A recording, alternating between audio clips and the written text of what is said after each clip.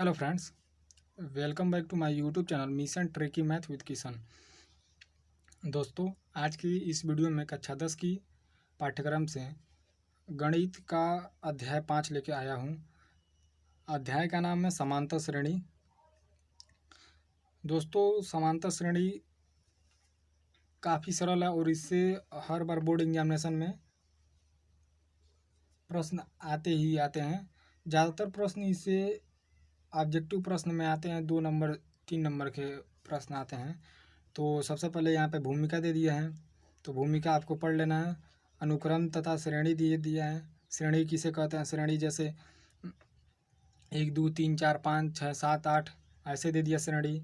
जैसे यहाँ पे एग्जाम्पल में भी दे दिया है 1 3 5 7 2 5 8 11 1 4 16 64 2 5 3 4 ऐसे, मतलब एक के बाद एक आता जाए, उसी को हम श्रेणी कह देते हैं। श्रेणी उसका से पहले समुच्चय में प्रत्येक संख्या पूर्ण संख्या 2 से अधिक है। जैसे मान लीजिए कि 3 में से 1 को घटाते हैं तो कितना आएगा? 2 आएगा।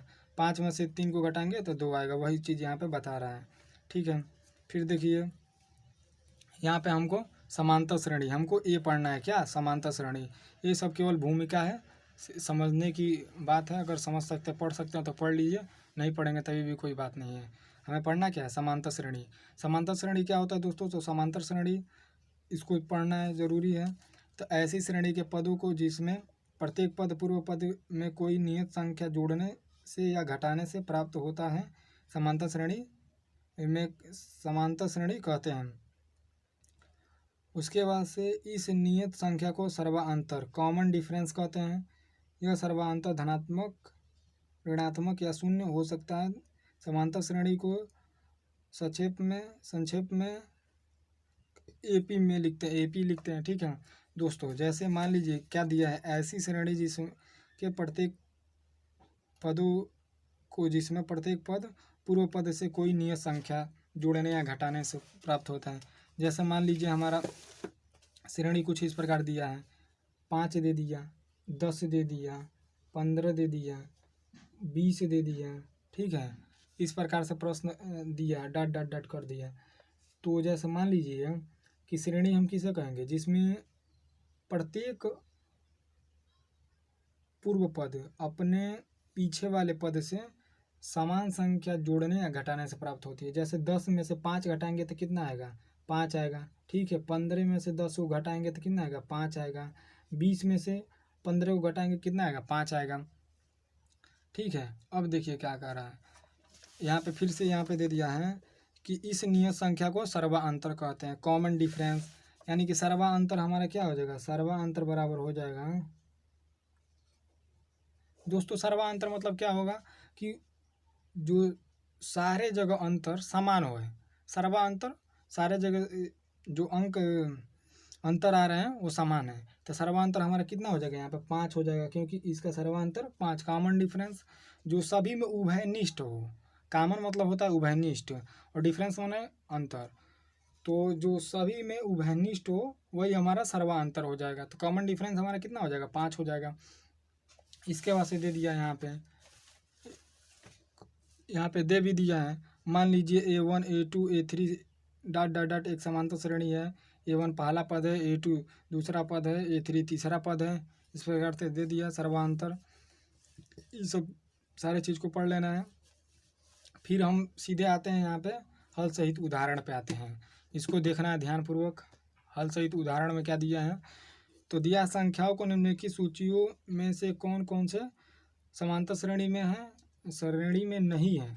यदि इनमें कोई समांतर श्रेणी में है तो उसके अगले पद 2 पद लिखिए। मतलब इसमें हमें क्या ज्ञात करना है कि कौन समांतर श्रेणी है, कौन समांतर श्रेणी नहीं है। यदि है समांतर श्रेणी तो उसके 2 पद और लिख देना है। जिसमें हमारा सबसे पहला क्या दिया? 4 10 16 22। तो हमें क्या करना है? दूसरे वाले पद में से पहले वाले पद को घटा देना है। तो कॉमन डिफरेंस सर्वांतर डी मिल जाएगा। सर्वांतर को हम डी से डिफरेंस यानी कि डी से डिनोट करते हैं। यहाँ पे देखिए क्या दिया है? 4 दे दिया, 10 दे दिया, 16 दे दिया, 22 दे दिया, ठीक है, दिया है ना। तो हमें क्या करना है कि A2 मतलब दूसरे वाले पद में से पहले वाले पद को घटा देना है। 10 में से 4 घटा देंगे 6 आ जाएगा। 16 में से 10 घटा देंगे 6 आ जाएगा। 22 में से 16 घटा देंगे 6 आ जाएगा। जो कॉमन डिफरेंस है यहाँ पे समान है, तो ये क्या समांतर श्रेणी में नहीं है। यदि इनमें से कोई समांतर श्रेणी में है तो इसके अगले दो पद लिखिए। तो ये समांतर श्रेणी में है कि नहीं है, क्योंकि इसका कॉमन डिफरेंस समान आ रहा है। तो इसके अगले दो पद लिखना है। तो अगले दो पद में क्या करेंगे, 6 अगर जोड़ देंगे तो अगला एक पद प्राप्त हो जाएगा। तो 22 6 28 हो जाएगा।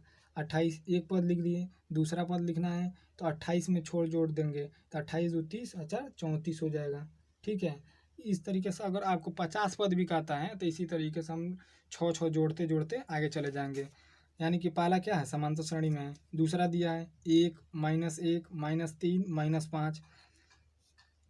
तो यह हमारा दूसरा क्या है कि यह समांतर श्रेणी में नहीं है, क्योंकि इसका कॉमन डिफरेंस एक समान नहीं है। जैसे मान लीजिए 1 दे दिया, -1 दे दिया, -3 दे दिया और -5 दिया है ना।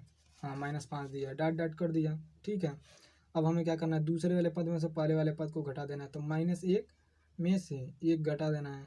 तो यहाँ पे दोनों माइनस माइनस हैं तो -2 हो जाएगा। फिर देखिए यहाँ पे -3 माइनस और यहाँ पे फिर नहीं एक मिनट, यहाँ पे -5 है। ठीक है, -5 में से माइनस माइनस क्या हो जाएगा, प्लस हो जाएगा। यहाँ पे 3 हो जाएगा, क्योंकि A2 माइनस A1 होता है ना। तो यहाँ पे पहले से ही A1 का माइनस में है तो माइनस माइनस प्लस हो जाएंगे।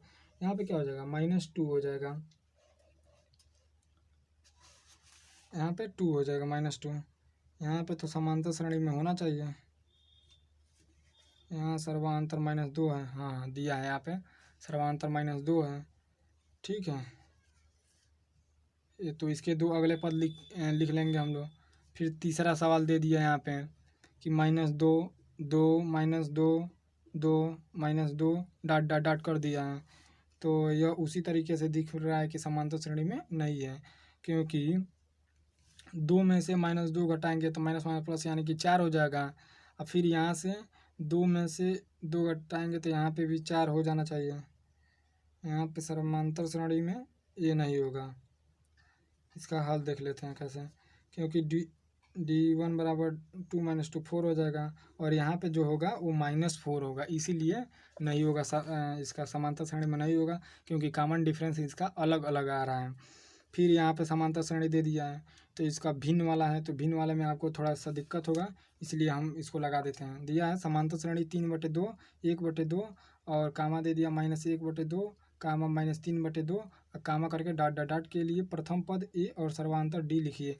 तो सबसे पहले प्रथम पद इसमें क्या है, तब कोई भी बता देगा कि प्रथम पद क्या है, इसका 3/2 है। अब कॉमन डिफरेंस डी पूछ रहा है, सर्वांतर तो डी पूछ रहा है, काफ़ी आसान है, इसको आराम से लगा लेंगे हम लोग। क्या करना है कि A2 - A1 करना है, A2 - A1 कर देना है, यानी कि 1/2 में से 3/2 घटा देना है। ये तो काफ़ी आसान है, क्योंकि इसका हर भी समान है। तो ये 2 हो जाएगा और 1 में से -3 घट जाएगा, यानी कि -2/2 यानी क्या हो जाएगा, -1 आ जाएगा। इसका कॉमन डिफरेंस कितना आ जाएगा, -1 आ जाएगा। ठीक है दोस्तों, फिर आगे देखिए क्या दिया है। आगे दिया है हमारा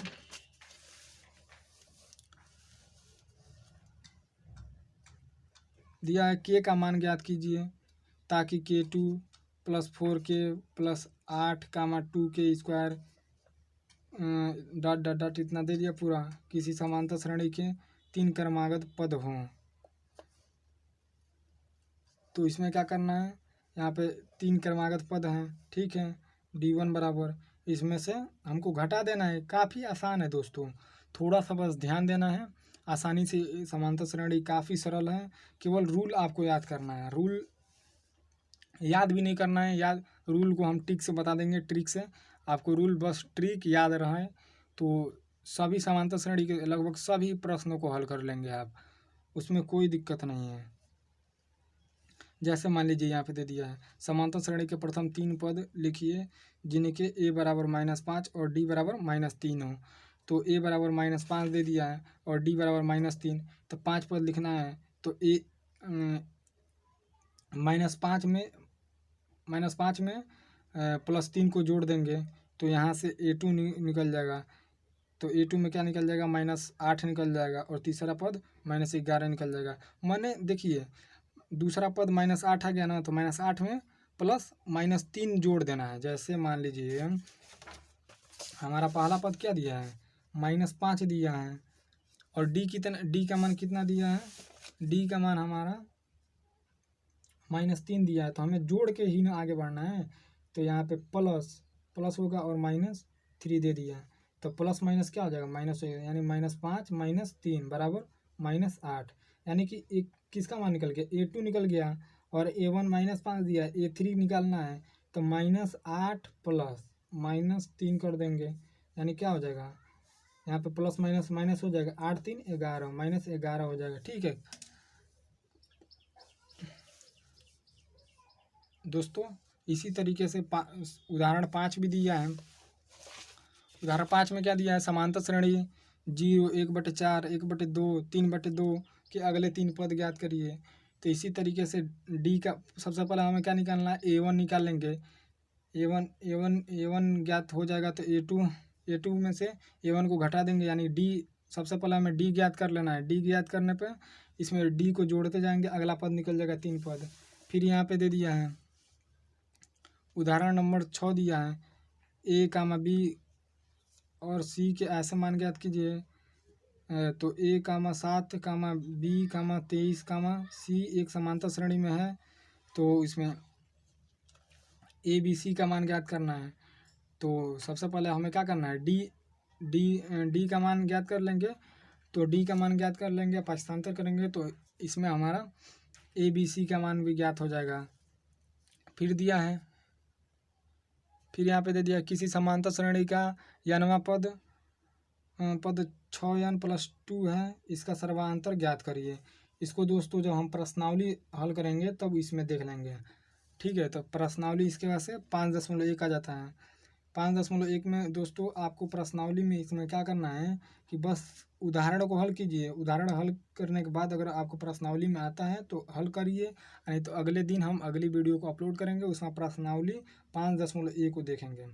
आज की वीडियो में बस इतना ही दोस्तों।